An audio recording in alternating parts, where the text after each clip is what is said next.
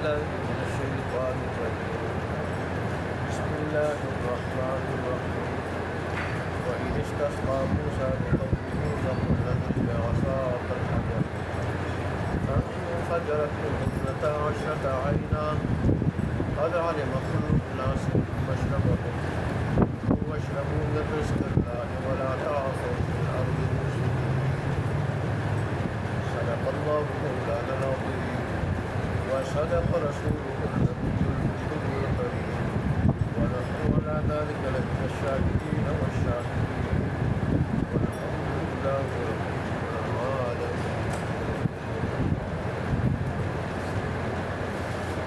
بنی اسرائیل پر کیے گئے انعامات کے ذکر کا سلسلہ چل رہا ہے اور ان کی طرف سے نعمتوں کی ناقدری اور اللہ تبارک و تعالیٰ کی ناشکری کے ذکر کا سلسلہ بھی ساتھ چل رہا ہے. تو گزشتہ آیات میں اللہ تبارک و تعالیٰ نے فرعون سے اور فرعون کی غلامی اور اس کے مظالم سے بنی اسرائیل کو نجات دینے اور بنی اسرائیل کے سامنے فرعونیوں کے غرق کرنے اور پھر صحرائے سینا کے اندر اللہ تبارک و تعالیٰ نے منصلوہ کی شکل میں ان کو جو غیبی خوراک دی تھی خوراک کا انتظام کیا تھا اس کا، اور پھر اس لقدق میدان میں اور صحرا میں سائے کا کوئی انتظام نہیں تھا. اللہ نے بادلوں کے ذریعے جو سایہ کیا تھا اس کا ذکر اللہ تبارک و تعالیٰ نے فرمایا. اور ساتھ ہی بنی اسرائیل کی طرف سے ناقدری ناشکری اور ان کی بغاوت کا بھی ذکر، اور پھر اس کے نتیجے میں ان کے اوپر جو اللہ کی طرف سے عذاب نازل ہوا تھا سخت، تفصیلی روایت کے مطابق وبائی امراض کی شکل میں، جس سے ہزاروں بنی اسرائیل کا صفایا ہو گیا تھا، تو اس کا ذکر ہوا تھا. آج کی آیات میں اللہ تبارک و تعالیٰ نے اور نعمت کا ذکر کیا ہے. وہ نعمت کیا ہے؟ صحرائے سینا کے اندر جب بنی اسرائیل کو پانی کی ضرورت پڑی، پانی کی، اور موسیٰ علیہ السلام کو کہنے لگے کہ ہمارے حلق جو ہے نا خشک ہو چکے ہیں، پانی کا کوئی انتظام کریں. تفصیلی روایت کے مطابق آتا ہے کہ نبی بنی اسرائیل نے موسیٰ علیہ السلام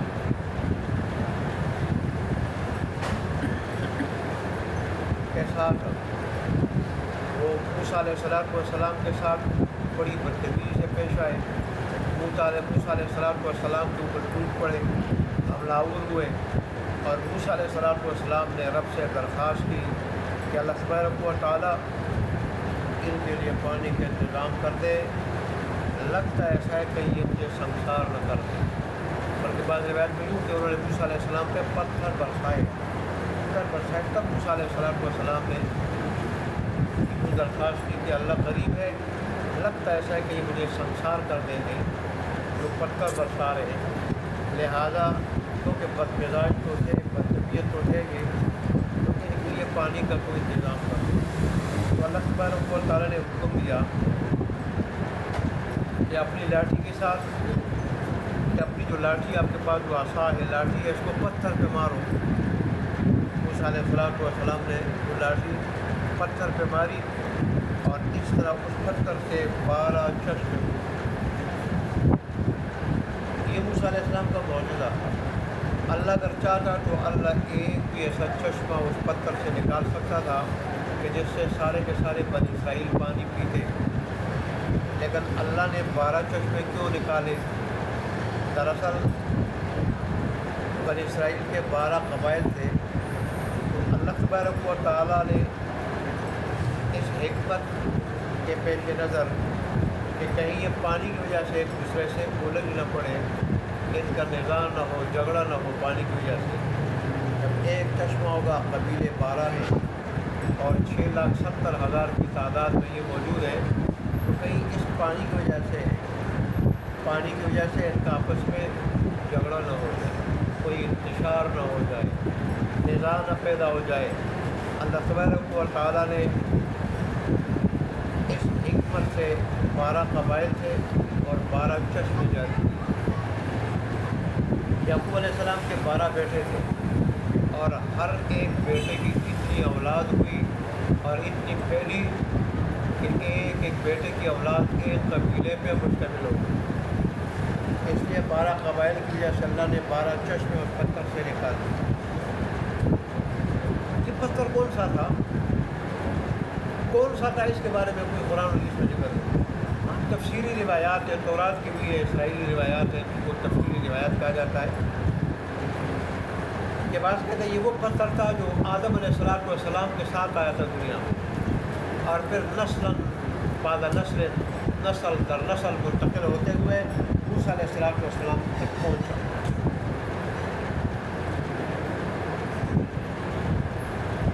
بات کہتے ہیں کہ یہ وہ پتھر ہے جو موسیٰ علیہ السلام کے کپڑوں کو لے کے بھاگا تھا، اور پھر موسیٰ علیہ السلام کو اللہ نے حکم دیا کہ یہ پتھر کمال سے خالی نہیں ہے، اس کو ساتھ رکھو۔ لیکن پتھر کی تعیین میں یہ جو روایت ہے تفسیری روایات ہیں، نہ قرآن میں اس کا ذکر ہے نہ حدیث میں۔ ہاں وہ واقعہ کہ جو پتھر کا موسیٰ علیہ السلام کو کے کپڑوں کو ساتھ لے کے بھاگنے کا ہے، اس کا ذکر صحیح بخاری مسلم میں اس کا ذکر آیا۔ یہ وہی پتھر ہے یا نہیں اس سلسلے میں کہ ان کا تعین نہیں ہے، کسی اس میں ذکر نہیں ہے۔ وہ بھی ہو سکتا ہے، اور جیسے بات تفسیر روایت میں کہ آدم علیہ السلام کے ساتھ جو پتھر آیا تھا موسیٰ علیہ السلام پھر تھیلے میں ساتھ رکھتے تھے، وہ جو اس پتھر کے بارے میں تفسیر روایات ہے کہ اس کے بعد موسیٰ علیہ السلام نے کو اللہ نے حکم دیا تو تھیلے میں ساتھ رکھا، جو پتھر کپڑوں کو لے کے بھاگا تھا۔ لیکن اس سلسلے میں کوئی نہ آیت میں تعین ہے اور نہ حدیث میں تعین ہے۔ البتہ یہ واقعہ بخاری حدیث میں ہے کہ موسیٰ علیہ السلام کے کپڑوں کو ایک پتھر لے کے بھاگا تھا۔ وہ اس طرح تفسیر اس کی یہ ہے، بنی اسرائیل جو ہے نا پردے کا بالکل اہتمام نہیں کرتے تھے، چنانچہ جب غسل کرتے تھے تو مرد ایک دوسرے کے سامنے کپڑے اتار کے ایک دوسرے کے سامنے طرف برہنہ غسل کرتے تھے، برہنہ غسل۔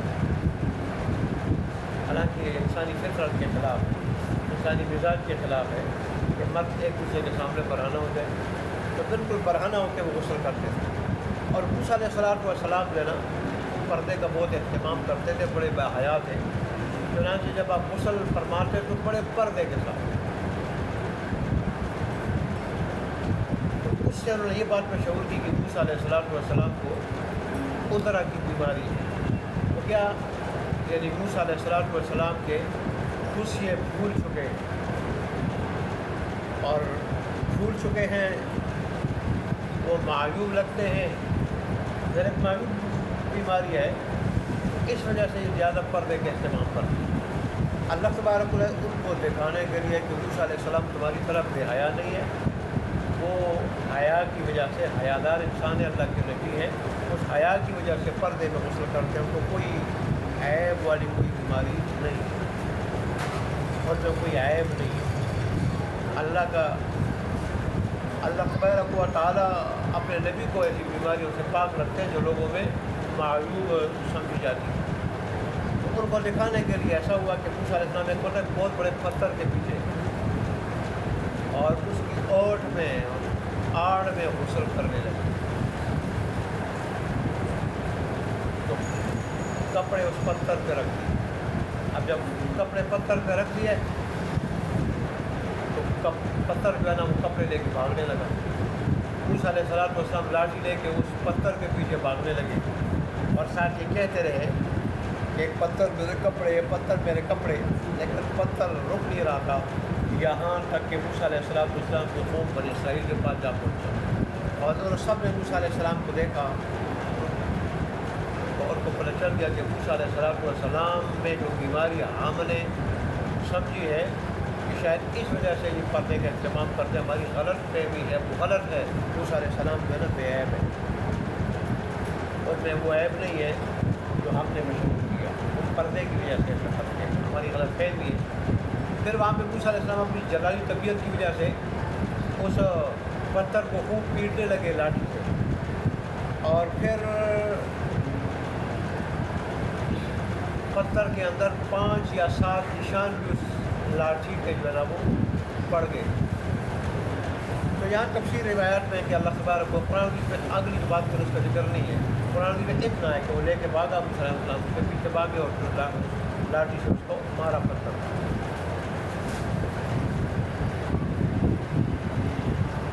آگے جو باتیں تفسیر روایات میں کہ اللہ تبارک نے حکم دیا کہ موسیٰ علیہ السلام یہ جو پتھر ہے یہ کمال سے خالی نہیں ہے, اور اس میں بڑی حکمت ہے. لہٰذا یہ کمال والا پتھر ہے, اس کو اپنے پاس رکھو, کام آئے. دیکھو اس نے میرے حکم کی بھی تعبیر کی. میں نے حکم دیا کہ موسیٰ علیہ السلام کے کپڑے لے کے بھاگو, یہ لے کے بھاگا, میرے حکم کی تعبیر کی. اور تیرے بھی بڑا ادب سے کام لیا, احترام سے کام لیا کہ تیرے آگے اتنا نرم ہوا, حالانکہ پتھر ہوتا ہے بڑا سخت ہوتا ہے, ایسا نرم پڑ گیا آپ کے آگے کہ آپ نے جب لاٹھی ماری تو اس میں اس کے نشان پڑ گئے, اس کے نشان پڑ گئے. لہٰذا اس پتھر کو صاف رکھا. چنانچہ پھر ضرورت کے موقع پہ اللہ نے حکم دیا کہ اسی پتھر پہ لاٹھی مارو. آپ نے لاٹھی ماری تو 12 چشمے پڑے گی. لیکن یہ تفسیری روایات کی بات ہے, قرآن و حدیث میں اس کی تعین نہیں ہے. یہ بھی ہو سکتا ہے کہ جس وادی میں آپ ہوں یا وادی کے اس مقام میں آپ ہوں, بہت بڑی وادی تھی, بہت بڑا میدان تھا, اس مقام میں ہو کہ وہاں سامنے کوئی پتھر ہو, جیسے بات تفسیری روایات میں اس کا ذکر ملتا ہے. تو ایسی وادی میں تھے کہ وہاں جو چٹانیں لاٹھی کی چٹانیں, چنانچہ چٹانوں میں سے کسی چٹان کی طرف اللہ نے اشارہ کیا, اس پہ لاٹھی مارو. موسیٰ علیہ السلام نے لاٹھی ماری, اور وہاں سے جو ہے نا پانی بہہ نکلا. پھر جب تک بنی اسرائیل وہاں سے پانی کی ضرورت تھی, پانی نکل رہا تھا, پھر جب وہاں سے بنی اسرائیل چلے گئے تو پانی بھی کیا ہو گیا, بند ہو گیا. بہرحال یہ لفظ استسقاء کا ذکر ہے. وہ استسقاء, استسقاء کس کو کہتے ہیں؟ پانی مانگنے کو. پانی مانگنے کے 3 طریقے ہیں, بارش مانگنے کے 3 طریقے.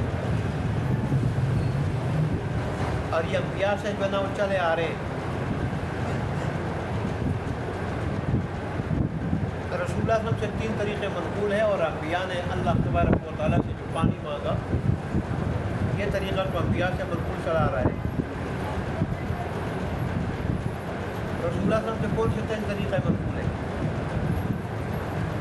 ایک آپ نے خاص نماز کا طریقہ بتایا کہ وہ مسلمان نکل جائے میدان کی طرف, ساتھ جانور بھی ہوں, جانے سے پہلے صدقہ بھی کریں, اللہ سے خوب اپنے گناہوں کا جاتے ہوئے معافی مانگے, تائب ہو جائے گناہوں سے, استغفار کرے, اور پھر جا کے ایک امام ہو جو ان کو 2 رکعتیں پڑھائیں, جہری قرأت ہو اس میں 2 رکعتیں پڑھائیں, اور پھر امام جو ہے نا اپنی چادر جو اس نے اوڑھی ہو اس چادر کو الٹائے, پلٹے اس کو, اوپر کا کنارہ نیچے کی طرف, نیچے کا کنارہ اوپر کی طرف کرے, اور پھر جو ہے نا خوب دعا مانگی. لیکن کوئی کافر مسلمانوں کے ساتھ نہ ہو, مسلمان کے قریب بھی نہ آئے. تو اس طرح جو ہے وہ جب مسلمان دعا کریں گے تو اللہ کا ساری کو جو ہے بارش میں, موسلادھار بارش میں کیا کر دے گا, تبدیل کر دے گا. ایک طریقہ یہ. دوسرا طریقہ رسول اللہ صلی اللہ علیہ وسلم یہ منقول ہے کہ رسول اللہ صلی اللہ علیہ وسلم ممبر پر بیٹھے ہوئے تھے, باز فرما رہے تھے, اتنے میں قیادی آیا, اس نے کہا کہ مویشی تباہ ہو چکی, ہماری مویشیاں تباہ ہو چکی, جانور تباہ ہو چکے, زمینیں بھی جو ہے فصلیں بھی تباہ ہو گئی, جانور ہلاک ہو چکے, فصلیں تباہ ہو گئی, آثار یہ بارش نہیں ہو رہی. اللہ سے دعا کرے کہ اللہ بارش برسا دے. تو رسول اللہ صلی اللہ علیہ وسلم ممبر بھی ہاتھ اٹھائے, بارش کی دعا مانگی. آسمان پہ بادل کا کوئی نام نشان نہیں تھا. آپ نے جب بارش کے لیے ہاتھ اٹھائے, دونوں ہاتھ مبارک, تو آسمان کے کنارے سے چھوٹا سا ٹکڑا نمودار ہوا, آنن فانن لمحوں میں وہ پھیلا, پورے آسمان کو گھیر لیا, اور موسلادھار بارش. ایک طریقہ یہ. اور تیسرا طریقہ آپ سے جو ثابت ہے وہ یہ کہ کسی بھی نماز کے بعد اللہ تبارک و تعالیٰ سے بارش مانگی جائے, اللہ سے بارش مانگی جائے, بارش کی دعا کی جائے. اپنے گناہوں کی معافی طلب کی جائے، گناہوں کی معافی طلب کی جائے، اور بارش کی دعا مانگی جائے کسی بھی فرض نماز کے بعد۔ یہ 3 طریقے ہیں آپ سے، ان 3 طریقوں میں سے جس صورت کو اپنائی جائے تو کیا ہے، درست ہے اور جائے، کوئی صورت ضروری نہیں ہے، 3 صورتوں میں سے 2 صورت کرتا ہی۔ تو بہرحال انہوں نے بھی پانی مانگا تھا موسیٰ علیہ السلام سے، اور موسیٰ علیہ السلام سے اللہ تبارک و تعالیٰ سے دعا کی کہ اللہ ان کو پانی پلا دے، ٹھیک، پانی کا انتظام کر دے۔ اللہ نے جو ہے نا پتھر کی طرف اشارہ کیا، لاٹھی مارو، آپ نے لاٹھی ماری، 12 جگہ لاٹھی ماری، اور 12 جگہ جو ہے نا وہ یا لاٹھی ماری اور خود بخود 12 جگہ سے پانی نکلا، جیسے اللہ نے سمندر میں حکم دیا تھا کہ لاٹھی مارو، 12 خاندان تھے اور آپ نے لاٹھی ماری، 12 جگہ لاٹھی ماری ہوگی تو 12 راستے بنے۔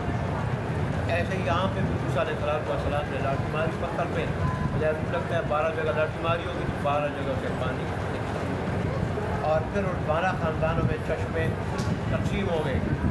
جو بڑا قبیلہ تھا اس کو بڑا چشمہ دیا گیا، اور جو چھوٹا قبیلہ تھا اس کو چھوٹا چشمہ دیا گیا۔ اس طرح علماء مفسرین نے لکھا ہے کہ تقسیم عدل پہ مبنی جب ہوگی، تقسیم وہاں لڑائی جھگڑا نہیں ہوگا، لڑائی جھگڑا پھر نہیں ہوگا۔ جہاں عدل نہیں ہوگا، انصاف نہیں ہوگا، وہاں پھر کیا ہوگا، جھگڑا ہوگا، لڑائی ہوگی، جھگڑا۔ آج مسلمانوں میں بھی عدل ناپید ہو چکا ہے، انصاف ناپید ہو چکا ہے، اس میں مسلمانوں میں بھی جھگڑے ہیں، امن کی حالت تباہ ہے۔ اور اس سے یہ بھی چل، جیسے اب یہ آیات میں آ رہے کہ اللہ نے فرمایا کہ دیکھو پانی میں میری دے دی، خوراک بھی میں نے دے دی، من سلوا کی شکل میں خوراک بھی مل گئی، اور تمہیں پانی بھی مل گیا، صحرائے سینا کے اندر تمہیں جو ہے رہائش بھی مل گئی، تمہیں رہائش بھی مل گئی، اور رات کے لیے پانی کا انتظام ہے، اس کا رات کے لیے لائٹ کا انتظام، اور دن سے دھوپ سے بچنے کے لیے بادلوں کے ذریعے سائے کا انتظام بھی ہو گیا، لہٰذا رہائش بھی مل گئی تمہیں، اور رہائش کی سہولتیں بھی مل گئی، کھانا پینا بھی مل گیا تمہیں، تو کیا کرو، اب کھاؤ پیو، اللہ تبارک و تعالیٰ کی پاکیزہ روزی میں سے کھاؤ پیو، لیکن فساد مت برپا کرو، فساد مت بچاؤ، فساد مت بچاؤ، یعنی اللہ تبارک و تعالیٰ کی نافرمانی نہ کرو، اللہ کے قانون کو توڑو مت، قانون شکنی مت کرو، قانون کی خلاف ورزی مت کرو، اللہ کے قانون کو توڑنا یہ کیا ہے، یہ فساد ہے، اللہ کے قانون کو توڑنا، اللہ کی شریعت کی خلاف ورزی کرنا یہ فساد ہے، لہذا فساد مت کرو، کھاؤ پیو، ان رہائشوں میں رہائش اختیار کرو، ٹھیک ہے، اور فساد سے اپنے آپ کو بچاؤ۔ علماء نے یہاں سے لکھا کہ کھانا پینا پہننا اور رہائش اگر کہ اعلیٰ درجے کی نہ ہو، اعلیٰ درجے کی ہو، یہ ہر مسلمان کی ضرورت ہے، اور مسلمان حکمران کے اوپر یہ فرض ہے کہ ہر مسلمان کے کھانا پینا پہننا اور رہائش یہ بنیادی ضرورت ہے۔ اس طرح طبی سہولت دینا، طبی ضروریات پوری کرنا، علاج معالجہ، یہ بھی مسلمان کا بنیادی حق ہے، اور اسلام نے بتایا ہے، اسلام نے بتایا ہے، اور مسلمان حکمران کے اوپر فرض ہے، مسلمان حکمران کے اوپر کہ اپنے رعایا میں سے ہر ایک آدمی کو یہ ضروریات جو ہے نا اس کے دہلی تک کر سکتی ہے۔ جب تک مسلمانوں کی حکومت تھی یہ ضرورتیں مسلمانوں کو ملتی رہی، بنیادی ضرورتیں مسلمانوں کو ملتی رہی۔ آج اقوام متحدہ اس کا دعویٰ تو کر رہے ہیں، پورے اس کے دعویٰ تو کر رہے دعویٰ، لیکن وہ یہ ضرورتیں اصل میں مسلمانوں نے دی ہے، اپنی رعایا کو دی ہے، اور پھر رعایا میں یہود تھے تو ان کو بھی، عیسائی تھے تو ان کو بھی، ہندو تھے تو ان کو بھی، جو بھی ان کی رعایا میں تھے ہر ایک کو یہ سہولتیں اسلام نے دی ہے، یہ ضرورتیں بنیادی ضرورتیں اسلام نے دی ہے۔ آج گوروں کا تو صرف دعویٰ ہے، ورنہ فلسطین میں گورے کہاں ہیں؟ بھوک سے مر رہے ہیں، بھوک سے مر رہے ہیں، پیاس سے مر رہے ہیں، رہنے کے لیے کوئی ٹھکانہ نہیں ہے، اور چھوٹے چھوٹے بچے ہیں وہ زخمی حالت میں، ان کے سر پھٹے ہوئے ہیں، بازو ٹوٹے ہوئے ہیں، ٹانگیں جو ہے نا وہ کٹی ہوئی ہیں، اور وہاں جو ان کی بنیادی ضرورتیں نہیں ہیں۔ ان کے لیے ایسی دعائیں کہ زخم پہ لگائی جائے، یا جو ہے نا وہ بیہوشی کی جگہ کو بیہوش کیا جائے تاکہ وہ تڑپے تو نہ گھر کی وجہ سے، تڑپے تو نہ، چیخے چلائے تو نہ، ان کو آرام تو ملے۔ علاج معالجے کا کوئی انتظام نہیں، پورا دیکھ رہے، اقوام متحدہ دیکھ رہے، لوگوں سے چند اکٹھا کر رہے، اس طرح بھیک مانگ رہے، چند اکٹھا کر کے خود اس پہ عیاشیاں کر رہے، لیکن مسلمانوں پہ خرچ کرنے کے لیے اس کے پاس کچھ بھی نہیں۔ اس لیے تو علماء کہتے ہیں، اخلاق کہتے ہیں، اقوام متحدہ یہ امریکہ کی لونڈی ہے، امریکہ کے حکم کے مطابق، آرڈر کے مطابق یہ ادارہ چلتا ہے، ادارہ چلتے ہیں۔ مسلمانوں کو چاہیے کہ اپنا کوئی ادارہ بنا دے، لیکن انگریز نے مسلمانوں کو جان لیا۔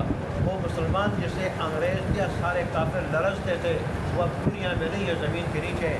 ان موجودہ حکمرانوں اور مسلمانوں کو انگریز جانتا ہے۔ انگریز کہتے ہیں ان کی مثال ہمارے سامنے لڑکیوں کی طرح ہے، لڑکیوں کی طرح۔ لڑکیاں کچھ بھی نہیں کر سکتی، جنہیں چوڑیاں پہنی ہوتی ہیں وہ کچھ بھی نہیں کر سکتی، یہ بھی انہیں لڑکیوں کی طرح ہے، یہ کچھ بھی نہیں کر سکتی۔ یہ اکٹھے بھی ہو جائیں، یہ میٹنگ بھی کر لیں، جو مرضی کر لیں، یہ ہمارے آگے کچھ نہیں کر سکتی۔ اور وجہ اس کی یہ ہے کہ آج مسلمان کا ایمان کمزور ہو چکا ہے۔ جب مسلمان کا ایمان کمزور ہے تو وہ گیدڑ بنا ہوا ہے، گیدڑ کچھ نہیں کر سکتا۔ اس کا ایمان مضبوط ہوگا، ایمان تو پھر اس کا دل بھی مضبوط ہوگا۔ ایمان مضبوط نہیں ہوگا تو پھر اس کا دل مضبوط نہیں ہوگا، یہ ڈرپوک ہوگا۔ ایمان مضبوط ہوگا، اللہ اس کے حبیب نے بتایا یہ موت سے نہیں ڈرے گا۔ جب موت سے نہیں ڈرے گا تو پھر اس سے دنیا ڈرے گی، اس سے نہیں۔ بارہ یہ کچھ پس منظر تھا جو میں نے بیان کیا کہ اللہ تبارک و تعالیٰ بنی اسرائیل پہ مختلف نعمتیں کی، لیکن انہوں نے کیا کیا، اور اللہ نے حکم دیا کہ بھئی فساد مت برپا کرو، لیکن اپنی بگڑی ہوئی طبیعت کے مطابق انہیں ہمیشہ فساد ہی برپا کیا ہے۔ اس کے نتیجے میں پھر اللہ کی طرف سے عذاب آیا ہے۔ اللہ نے بات ان کو سنائی اور سمجھائی ہمیں کہ تم بھی اگر قانون شک نہیں کرو گے، ناشکری ناقدری کرو گے تو پھر تمہارے اوپر بھی میرا عذاب نازل ہوگا، اور آج مسلمانوں پہ نازل ہو چکا ہے۔ یہ جو جگہ جگہ پٹ رہے ہیں، برما میں مسلمان پٹ رہے ہیں، انڈیا میں مسلمان پٹ رہے ہیں، وہ افریقہ کے بعد جو ہے نا وہ ریاستوں میں مسلمان پٹ رہے ہیں، فلسطین میں مسلمان پٹ رہے ہیں، تو اس کی وجہ یہ ہے کہ مسلمانوں نے جو کیا کیا ہے، ان میں فساد آ چکا ہے، بگاڑ آ چکا ہے، اللہ کے قانون توڑ رہے ہیں۔ کہ اللہ کہہ رہے ہیں میں ظالم نہیں ہوں، میرے بندے کو دیکھیں جی ترجمہ، وَإِذِ اسْتَسْقَىٰ مُوسَىٰ، اور اس وقت کو یاد کرو جب پانی مانگا موسیٰ علیہ السلام نے قوم اپنے قوم کے واسطے، فقلنا تو ہم نے کہا کہ اضرب بعصاک الحجر، مارو اپنی لاٹھی کے ساتھ پتھر کو، فانفجرت منہ اثنتا عشرۃ عینا، بس ٹوٹ پڑے اس پتھر سے 12 چشمے، قد علم کل اناس مشربہم، چنانچہ جانا سارے کے سارے لوگوں نے اپنا اپنا گھاٹ، ہر ایک قبیلے نے اپنا اپنا گھاٹ، مشربہ پینے کی جگہ، گھاٹ، کلو واشربوا من رزق اللہ، اور ہم نے کہا کہ کھاؤ اور پیو اللہ تبارک و تعالیٰ کی دی ہوئی روزی میں سے، ولا تعصوا فی الارض مفسدین، اور مت چلو زمین میں فساد مچاتے۔ اللہ تبارک و تعالیٰ ہمیں عمل کرنے